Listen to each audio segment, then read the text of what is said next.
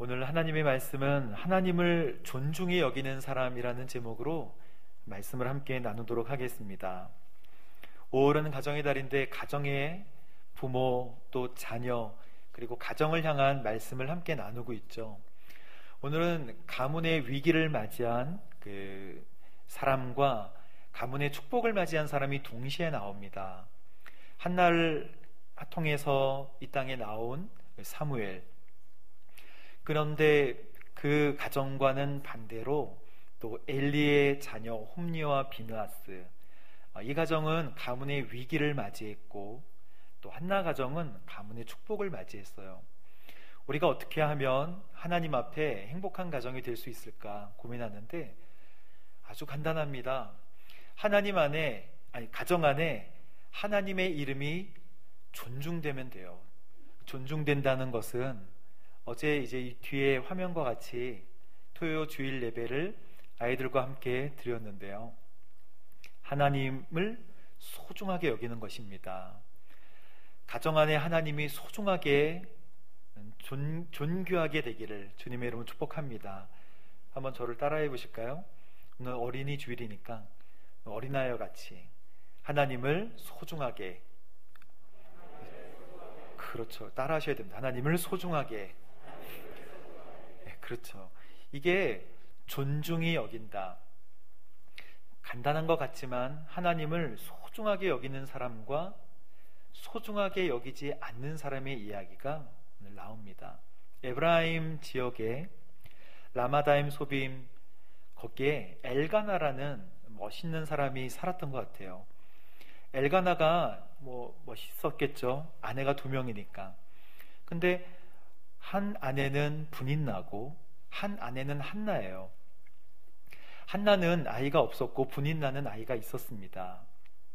근데 한 남편을 같이 사랑을 받기 위해서 한 여자가 한 여자를 구박하는 거예요. 어렵게 힘들게 합니다.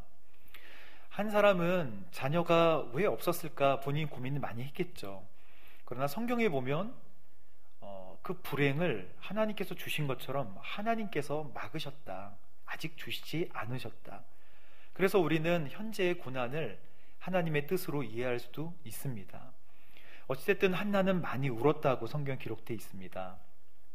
사무엘상의 1장부터 나오는 이 한나의 이야기는 하나님께서 축복하시는 가정에 대한 이야기지만 슬픔으로 시작해요. 한나가 늘 구박을 받으면서 좀 위로하고 좀 같이 위로하고 손잡고 가면 좋은데 괴롭히고 깔보고, 그래서 한나가 이 매년제, 그러니까 정해놓고 드리는 제사를 위해서 실로로 갔을 때, 예루살렘이 아니라 실로입니다. 실로로 갔을 때, 실로에는 하나님의 집, 그 장막이 있었어요. 하나님의 법궤가 있었던 곳을 실로, 지금으로 말하면 실로가 수도였다는 것이죠. 가서 매년제를 드리는데 이 매년제를 드릴 때도 괴롭혔습니다. 같이 갈 때 발을 걸었는지 무시했는지, 하여튼 같이 가는 길이 가시밭길이었고 같이 가는 것 자체가 힘들었어요. 한나가 식음을 전폐할 정도로, 사람이 스트레스 받으면 먹지 못하잖아요. 이 식욕도 잃고, 그리고 남편이 사랑한다고 얘기해도 소용이 없었어요. 그래서 힘들었던 그 매년제를 드리러 실로에 갔던 그 자리에서 그날 저녁, 여기 성경은 저녁이라고 나와 있지 않지만 마음이 새카맣게 탄 상태로 이제 성막의 문을 들어갑니다. 한나가 엎드려서 하나님 앞에 간절히 기도하는데 이 기도가 성경에서는 아주 간절한 기도였대요. 그래서 소리내지 못하는 거예요. 소리내지 않고 입으로만 뻐끔뻐끔 거리는, 그리고 몸을 흔들면서 입으로만 간절히 뻐끔뻐끔 거리면서 이야기하는 간절한 기도. 이것을 옆에 있던 이 제사장, 대제사장인 엘리 제사장이 보게 되었습니다. 뻐끔뻐끔 거리면서 몸을 흔들며 하나님 앞에 간절한 마음으로 기도하는 모습이 술 취한 모습같이 보였다. 그래서 엘리 제사장이 그 모습을 보고 술을 끊으시오 라고 이야기합니다. 영적인 사람은 영적인 것을 보게 되는데, 엘리 제사장은 술을 많이 드셨는지 술을 끊으시오 이렇게 얘기를 합니다. 아닙니다. 저는 불쌍한 사람입니다. 저는 이러이러한 어려움이 있습니다 라고 고백을 하니까 엘리 제사장이 비록 영적인 눈이 좀 어두웠다고 해도 하나님의 축복으로 내년 이맘때에 자녀가 있게 되기를 바랍니다. 평안하십시오. 걱정하지 마십시오 라고 선포를 해줘요. 여기까지는 사람이 선포한 것일 수 있어도 그것을 책임지시는 분은 하나님이세요. 그래서 하나님께서 그것을 이루어 주십니다. 그날 이제 저녁에 남편을 만났을 때 하나님께서 한나를 기억하셨더라. 그래서 아기를 얻게 되는데 그 아기가 사무엘이거든요. 오늘 저희가 하나님을 존중히 소중히 여기는 사람, 그 문제를 하나님께 가져가는 한나의 모습인데, 한나의 믿음은 이 한 구절로 알 수 있어요. 우리 말씀을 함께 보도록 하겠습니다. 1장 18절 말씀을 함께 읽어보도록 하겠습니다. 시작. 한나가 말했습니다. 당신의 요정이 당신께 은총 받기를 바랍니다. 19절 그리고 시작. 그러고 나서는 한나는 가서 음식을 먹고 얼굴에 근심을 띠지 않았습니다. 할렐루야. 정말 믿은 것이죠. 그냥 그렇게 말씀드렸으니까 그런 줄 알고 그냥 가죠 라고 짐을 잠깐 내려놓았지만 다시 짐을 들고 집으로 가는 우리의 모습, 이제는 내려놓고 그 짐을 완전히 하나님께 맡기는 한나의 믿음, 우리에게 필요할 것입니다. 한나의 믿음, 내려놓고 얼굴에 근심을 띠지 않는, 음식을 먹고 얼굴에 근심을 띠지 않았다. 이것이 한나의 다짐이고 마음이지 않겠습니까? 믿음의 여인이죠. 하나님께서 이 한나의 믿음을 보셨어요. 그리고 한나는 하나님을 소중하게 여겼습니다. 그래서 하나님께서 주시는 말씀을 꽉 붙들었어요. 여러분, 우리에게 스쳐 지나가는 말씀을 꽉 붙드십시오. 지나가는 말씀들을 잡아서 나의 말씀으로 삼을 때 음식을 먹고 얼굴에 근심을 띠지 않자 하나님께서는 한나를 그 다음 절에 보면 기억하셨고, 하나님이 몰랐다가 몰랐네 이게 아니고요, 기억하셨고, 그때를 기억하셨고, 그리고 한나에게 아들을 주시는데 그게 바로 이스라엘의 왕을 세운, 그리고 이스라엘의 영적 지도자가 된 사무엘이지 않겠습니까? 이 사무엘을 주시면 하나님께 바치겠습니다 라고 이제 고백을 해요. 서원을 합니다. 아이가 젖될 때 바치겠다고. 아이가 젖을 떼는 시기가 2살 이렇게 할 수 있겠지만, 이 유대 문화에서는 한 3, 4살, 4, 5살까지 아이를 보호하고 있습니다. 물이 안 좋기 때문에, 또 어디 가서 생활하는데 아이가 탈날 수 있기 때문에 조금 더 성장할 때까지 보호하고 있다가 내가 하나님의 사람에게 이 아이를 드리겠습니다 하면서 매년제를 가지 않고 사무엘과 귀한 시간을 보내는 거예요. 한나는 자기의 가정을 하나님을 존중히 여기는 그 마음으로 이 사무엘을 키웠을 거예요. 그렇게 자라던 우리 사무엘이 이제는 커서 이제 엘리 집안으로 가는 것이 오늘 본문의 내용입니다. 우리 12절 말씀 함께 보도록 하겠습니다. 시작. 엘리의 아들들은 악한 여호와를 의식하지 않았습니다. 사무엘이 갔던 환경은 한나가 있었던 환경하고 완전히 다른 환경이에요. 그 가정은 이제 한나가 하나님을 소중하게 여기고 존중하게 여기는 가정에서 이제 어디로 가죠? 하나님을 존중하지 않고 또 의식하지 않은 아들들이 있는 삶의 자리로 가는 거예요. 우리의 자녀가 좋은 환경에서 믿음 생활을 해야 된다라고 라고 인식하는 것이 어린이 주일 아니겠습니까? 근데 사무엘을 안 좋은 환경 속으로 보내는 거예요. 하나님의 말씀의 서원에 따라서 보냅니다. 홈리와 비느하스가 있는 바로 이곳, 하나님께 악한 아들이라고 불리우는 이유는요, 오늘 말씀같이 그들이 여호와를 어떻게 했다고요? 의식하지 않았습니다. 사랑하는 성도 여러분, 의식하지 않았다는 것은요, 하나님을 많이 생각하지 않는다는 뜻이에요. 하나님을 존중한다는 것은 하나님을 많이 생각한다는 뜻입니다. 그런데 홈리와 비느하스가 많이 생각하지 않으니까 백성들에게 행하는 관습을 무시하고 갈고리로 아무 고기나 찝어서 가져오라고 시키는 것입니다. 이 고기를 삶든지 불에 태우든지 하는데 제사장이 먹는 고기의 부위가 따로 있습니다. 그거를 하나님께서 떼서 제사장들이 살아갈 수 있도록 구별해 주셨는데 아무 고기나 가져오도록 자기의 종을 시켜서 가져오라고, 강제로 가져오라고 했던 것이죠. 그 고기를 아무 고기나 먹고, 그러니까 구워서 바싹 구워서 먹으면 맛이 없나, 뭐 이렇게 레어로 먹어야 맛있나요? 하여튼 그거를 굽지 말고 그냥 가져오도록 시켰다는 거예요.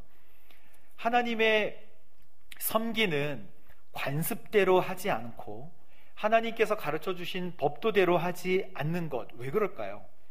하나님을 의식하지 않았기 때문에. 자녀는 부모의 거울입니다. 부모가 자녀에 대해서, 하나님에 대해서 의식하지 않으면, 우리 부모된 사람이 하나님을 의식하지 않으면 자녀도 하나님을 의식하게 될 가능성이 낮다는 것이죠. 우리가 하나님을 의식해라 라고 이야기하지 않아도 괜찮습니다. 우리가 하나님을 의식하고 있으면 부모를 그대로 본받는 것이죠. 부모가 유튜브를 많이 보면 자녀는 엄마 아빠가 유튜브를 많이 보는구나 라고 생각하고, 부모가 성경을 보고 있으면 자녀는 부모를 엄마 아빠가 하나님을 많이 만나는구나 라고 생각할 것입니다. 그러므로 이번 한 주는 집에 가셔서 자녀가 들어올 때, 띵동하고 올 때, 문을 열 때 성경을 펴놓으십시오. 마루나 식탁이나 성경을 펴놓고 오디오 성경을 틀어놓고 찬양을 틀어놓고, 그렇게 의식적으로 해도 자녀들이 스쳐 지나가면서 다 듣습니다. 그리고 다 봐요. 부모가 그렇게 하는 것을 몸소 익히고 생각으로 하고 또 귀로 들을 때 자기도 자녀에게, 나중에 커서 자녀에게 그렇게 똑같이 하게 되는 것입니다. 믿음은 전달되고 전수되는 것이죠. 그리고 17절에 한번 보십시오. 17절 말씀을 함께 읽어보도록 하겠습니다. 이렇듯 엘리의 아들들의 죄는 여호와 보시기에 너무나 큰 것이었습니다. 그들이 여호와의 제사를, 하나님의 제사를 어떻게 했다고요? 업신여겼다. 개역 성경에 보면 멸시했다. 여러분, 하나님을 존중하는 것은 하나님을 소중하게 여기는 것인데, 하나님을 업신여기는 것은 하나님을 생각하지 않기 때문에 무시하는 것입니다. 하나님이 인생에 걸림돌이 되지 않는 거예요. 얼마나 죄가 심각한 것인지를 인지하지 못해요. 제사장이 무너지면 그의 가정도 무너지고 나라도 무너지는 것입니다. 아들들이 홈리와 비느하스가 왜 이렇게 행동을 하게 되었을까요? 홈리와 비느하스의 책임도 있었겠지만 홈리와 비느하스가 하나님을 경험해 본 적이 없기 때문에, 하나님에 대해서 경험해 본 적이 없기 때문에 홈리와 비느하스는 당연히 하나님을 패스할 수밖에 없고, 그 행동이 하나님을 멸시하는 것이 되고 업신여기는 것이 됐다는 것입니다. 믿음에 있어서는 자기의 개성이 중요하지 않아요. 2014년도에 한국의 트렌드를 정리한 것이 있는데, 서울대학교 트렌드 연구소에서 김난도 교수님이 2014년도의 트렌드를 스웩이라고 표현을 했습니다. 스웩은 이렇게 몸을 흔들다, 자기 느낌대로 흔들다. 그래서 간지, 간지가 표준어인지 모르겠지만요, 간지, 그리고 그루브, 이런 거예요. 수액이 있다 그러면 우리는 뭐 참나무 수액인가 뭐 이렇게, 그런 게 아니고 수액, 이렇게 몸을 흔들면서 자기 나름대로의 표현, 즉 사전을 찾아보니까 정형화되지 않은 자기의 고유의 멋과 느낌을 표현하는 현상. 그래서 2000년대 이후로부터는 사실 개개인의 뭐 깃발을 든다고 우리가 우르르 몰려서 같이 으쌰으쌰 하는 어떤 모임들은 찾아보기가 힘들고, 사실은 다 각자 개성에 따라서 자기의 삶을 살아가는 데 충실한 것이죠. 자신의 개성을 나타내는 이 수액, 저도 그 종로 3가에 영양센터가 있는데요, 닭 먹는 그 영양센터가 있는데, 그 영양센터 맞은편에 아주 어릴 때 보니까 거기에 SM이라고 이제 힙합 댄스 학원이 있었어요. 근데 그 당시에 서태지, 이렇게 뭐 하여튼 힙합이 좀 유행을 했을 때가 있었습니다.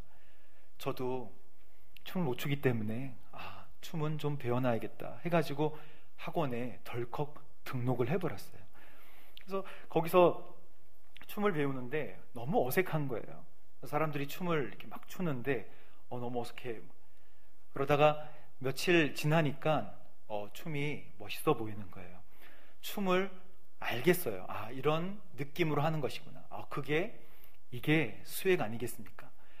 가슴이 막 이렇게 올라오면서 그루브를 탄다. 이걸 연습해야 된다. 제가 이걸 하니까 뭐 이렇게 혼자 막 연습하고 있는데 막 이렇게 하라는 거예요. 이렇게. 지금은 안 돼, 다 굳어가지고 되지 않지만 이러고 있으니까 선생님이 입 다물고 하세요. 제가 정신이 없어서 입을 벌리고 이렇게 멋이 없게 했나 봐요. 그거를 이렇게 배우면서 익히면서 이어폰을 끼고 있다 보니까 신호등에 서 있어도 갑자기 몸을 흔들면서 눈을 감고 노래를 들으면서 몸을 움직이게 돼요. 근데 그것은 나의 생각의 변화뿐만 아니라 나의 몸의 변화로도 나옵니다. 몸이 변한 게 아니라 옷이 변해요. 이 옷을 이런 옷을 입고 다녔는데, 그때는 힙합 전사가 되기 위해서 이제 옷을 펑퍼짐한 옷을 사야 되는 거예요. 왜냐하면 바지도 허리 하나 반 정도 남는 옷을 이렇게 구겨서 입어야 되거든요. 그리고 하여튼 다리도 발이 보이지 않아야 돼요. 그런 옷을 사가지고 막 입고 다니질 않나. 그러면서 힙합의 이 그룹에 빠져야 돼. 이러면서 저의 생각이 바뀌자 저의 옷이 바뀌어요. 옷이 바뀌니까 또 생각도 바뀌게 되는 거예요. 여러분, 옷은 생각이고 또 생각은 옷으로 표현이 되는 것입니다. 오늘 사무엘은 이 엘리의 가정 안에 있었을 때 어떻게 그 믿음을 유지할 수 있었을까요? 사무엘은 하나님을 소중하게 여기던 부모를 떠나서 하나님을 멸시하고 의식하지 않던 홈리와 비느하스와 한 형제같이 살게 되었을 때 어떻게 자기도 갈고리로 이렇게 찍어가지고 고기를 먹지 않고 어떻게 그 믿음을 지킬 수 있었냐는 것입니다. 그 어린 아이가 동화되지 않고 동요되지 않고 형들이 가면 따라가서 고기를 먹었을 법도 한데 그 입에 넣어서 맛있게 먹고 이게 맞는가 보다라고 했을 법도 한데 어떻게 믿음을 지켰냐는 것이죠. 우리 18절과 19절 말씀 함께 보도록 하겠습니다. 시작. 한편 소년 사무엘은 고운 삼배 에봇을 입고 여호와를 섬겼습니다. 19절. 사무엘의 어머니는 남편과 함께 매년제를 드리러 올라올 때마다 작은 겉옷을 만들어 사무엘에게 가져다 주곤 했습니다. 할렐루야. 사무엘은 고운 삼배 에봇을 입고 여호와를 섬겼다. 여러분, 에봇은 제사장이 입는 옷이거든요. 에봇 그림이 있으면 한번 보여주십시오. 제사장이 입는 이 에봇은 안에 파란 거는 에봇의 받침이고요. 그리고 빨갛게 청색, 자색, 홍색 실로 이렇게 따서 만든 이 에봇은 띠가 있고 이 앞치마 같은 것인데 이것은 제사장이 입는, 제사를 수행할 때 입는 옷이에요. 거룩함으로 구별되어 있습니다. 그러나 레위인이 25살부터 50세까지 섬기기로 되어 있는데 사무엘은 그보다 훨씬 어릴 때 부르심을 받아서 3배로 에봇을 해 입었다는 거예요. 사무엘의 엄마 한나가 사무엘에게 왜 저 에봇을, 그 추리닝 같은 걸 주지 왜 저것을 줬을까요? 한번 상상해 보십시오. 엄마가 3배 에봇을 만들면서 사무엘을 위해서 기도하지 않았겠습니까? 그냥 에봇을 사다가 2, 3만 원에 사다가 얘따 입어라 하지 않았을 거예요. 에봇을 만들면서 어떻게 했겠어요? 음악을 들으면서 뭐 그냥 다른 거 생각했겠어요? 에봇을 만들면서 하나님, 사무엘이 이 에봇을 입으면서 하나님께서 주신 자녀답게 살아갈 수 있도록 인도해 주십시오 라고 하면서 이 에봇을 만들지 않았겠습니까? 그것을 입는 사무엘은 엄마가 시장에서 사왔구나 라고 하지 않았을 거예요. 엄마가 한 땀 한 땀 장인정신으로 만들어서 내가 몸이 클 때마다 만들어주는 이 옷을 입고 여호와 앞에 섬겼던 사무엘, 무슨 생각을 했겠어요? 엄마가 나를 위해서 기도하고 있다. 엄마는 나를 위해서 또 내년에 큰 옷들을 만들고 있겠지. 이것이 사무엘을 지키는 거예요. 19절 말씀에 보면 남편과 함께 매년제를 드리러 올라올 때마다 작은 겉옷을 만들어서 사무엘에게 가져다 주었다. 오늘 이렇게 말씀하고 있잖아요. 사무엘은 어려운 순간마다 그 부모의 기도가 사무엘의 앞길을 또 하나님께 집중할 수 있도록 만들어준 줄로 믿습니다. 옷은 정신이거든요. 저도 군복을 입으면, 군복을 딱 걸치면요, 이렇게 있던 모습에서 이렇게 퍼져요. 옷은 우리의 생각을 표현해 주기도 하지만 옷이 우리의 생각을 만들기도 해요. 그래서 어떤 옷을 입으면 정신이 번쩍 들고 어떤 추리닝 같은 거 입으면 정신이 풀어지기도 합니다. 사무엘이 어떤 옷을 입느냐? 여러분은 어떤 옷을 입고 계십니까? 오늘부터 3배 에봇을 만드십시오. 또 3배 사느라 이렇게 어디 다니지 마시고 3배 에봇은 부모의 기도입니다. 한 땀 한 땀 하나님 앞에 기도하는 그 기도가 사무엘을 붙들어주는 줄로 믿습니다. 제사장의 의복이죠.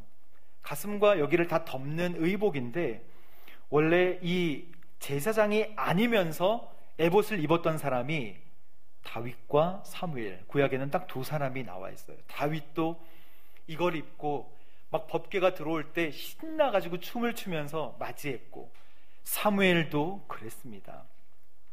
하나님을 마음속에 새기고 하나님이 소중한 분, 하나님이 존중되게, 하나님이 내 마음속에 가득 들어오게 나의 에봇을 입어야 되는 것이죠. 얼마나 많이 기도했을까요? 그러면 엘리는 어떤 것을 실수했을까요? 왜 하나님을 소중하게 여기지 않았을까요? 22절과 23절 말씀을 함께 보겠습니다. 나이 들어 늙은 엘리는 자기 아들들이 온 이스라엘 백성들에게 행한 일과 회막문에서 일하는 여자들과 잠을 잔 것에 대해 다 듣게 됐습니다. 그래서 엘리가 아들들에게 말했습니다. 너희가 어떻게 이런 짓을 할 수 있느냐? 내가 사람들에게서 너희가 저지른 못된 행동들에 대해 다 들었다. 24절, 내 아들들아, 그러면 안 된다. 사람들 사이에 들리는 소문이 좋지 않구나. 여러분, 이 말씀을 잘 보면 내 아들들아 그러면 안 된다, 여기까지는 스탑인 것 같아요. 하지만 방임입니다. 사람들 사이에 들리는 소문이 좋지 않구나. 지금 엘리는 사람들 사이에 들리는 소문이 좋지 않다, 이 초점을 맞추고 있는 것 같이 들려요. 그거는 하나님께 죄가 되고 너희는 큰일 난다, 스톱! 이렇게 해야 되는데 들리는 소문이 좋지 않다, 이건 막지 않은 거죠. 방임죄라고 있습니다. 방임죄. 범죄 행위를 내버려 둠으로 성립하는 범죄예요. 내버려 둠으로, 방치하는 것으로 범죄가 일어나지 않도록 막거나 막을 대책을 세울 수 있었음에도 불구하고 범죄가 수행되는 것을 그대로 두었을 때 성립이 돼요.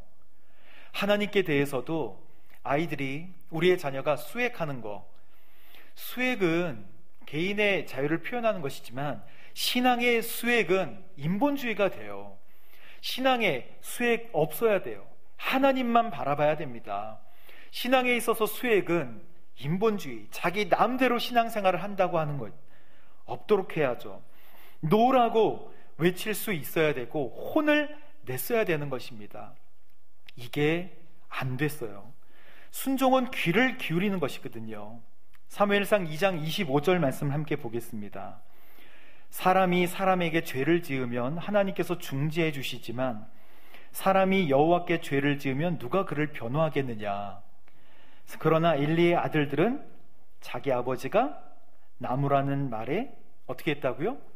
귀 기울이지 않았다. 아들의 귀가 닫힌 거예요. 아들의 귀가 언제 닫힐까요? 아들의 귀는 서서히 닫힙니다. 이제 중고등학교 올라가면 아무리 얘기해도 닫혀요. 그래서 하나님 앞에 기도할 수밖에 없습니다.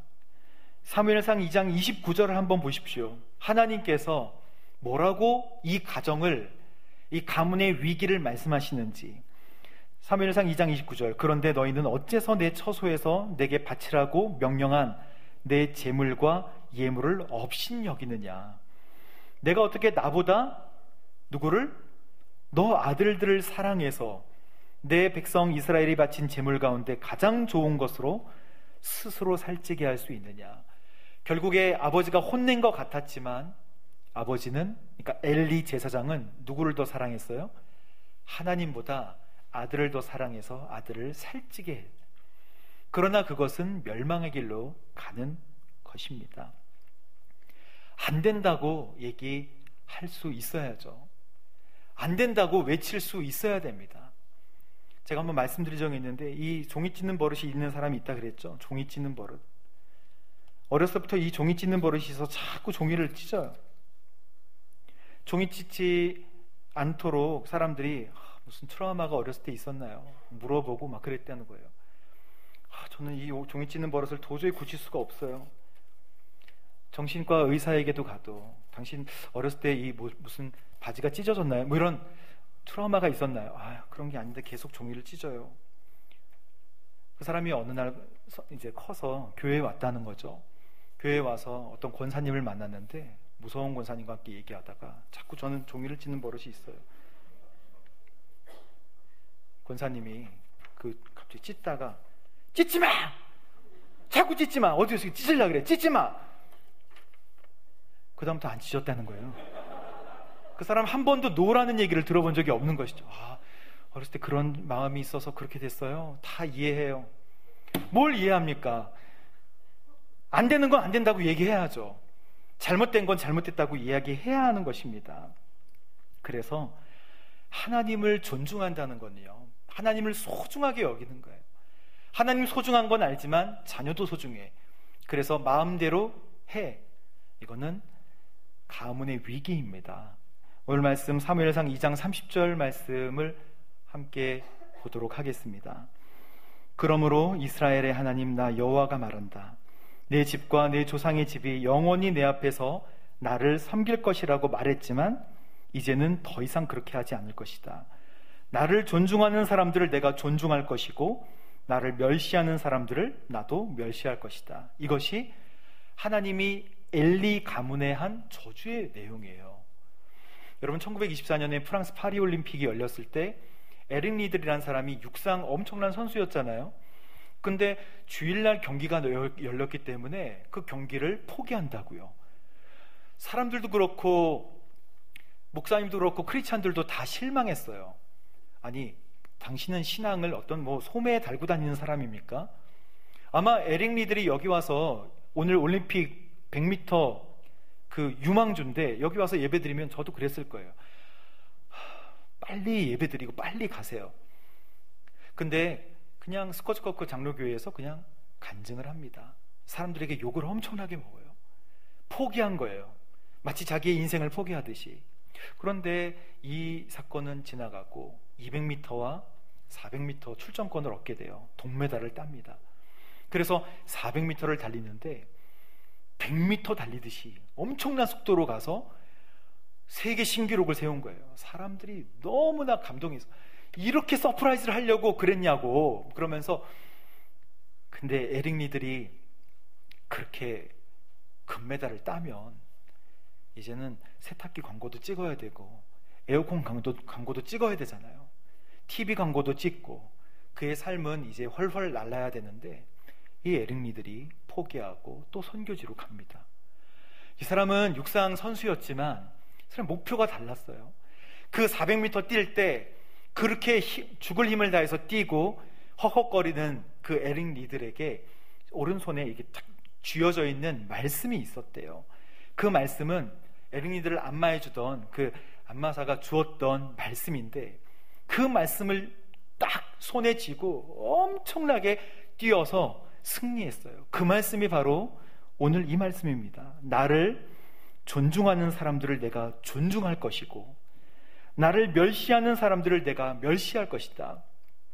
엘리 가문의 말씀이었지만, 저주의 말씀이었지만, 나를 존중하는, 나를 소중히 여기는 사람들을 내가 소중히 여기고 나를 멸시하는 사람들을 나도 멸시할 것이다. 이 말씀을 들고 엄청나게 뛰어서 그의 인생이 금메달을 얻게 되잖아요. 그런데 중국으로 선교사 가서 2차 세계대전 끝날 때쯤에 웨이체인 감옥에서 복음을 전하다가 죽습니다. 이게 웬 무슨 죽음이냐, 우리가 표현하듯이 이게 웬 무슨 죽음이냐 이렇게 이야기할 수도 있지만, 에릭 리들을 통해서 수많은 사람들이 하나님께 헌신하게 되고 수많은 사람들이 선교지로 미전도 종족을 향해 나아가는 하나님의 멋진 계획이 에릭 리들 가운데 있었어요. 그렇지 않고 금메달을 땄으면 오늘 우리에게 에릭 리들이 알려질 필요가 뭐가 있었겠습니까?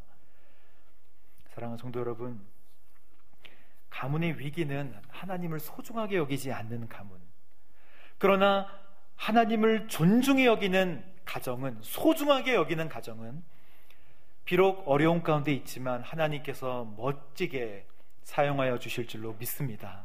오늘 이 말씀을 기억하고 복받는 저와 여러분 되시길 주님의 이름으로 축복합니다. 기도하겠습니다. 하나님 아버지, 감사합니다. 하나님을 존중히 소중하게 여기는 우리가 되게 하시고, 또 하나님 많이 생각해서 하나님 정말 믿음의 명문 가정 되기를 간절히 원하오니 주여 기름 부어주시고 축복하여 주옵소서. 하나님을 의식하지 않았던 홈리와 비누아스의 가정과 같이 되지 않도록 주의하게 하시고, 하나님을 순간순간 많이 생각하고 하나님을 정말 많이 사랑하는 거룩한 가정 될 수 있도록 역사하여 주옵소서. 예수님의 이름으로 기도합니다. 아멘.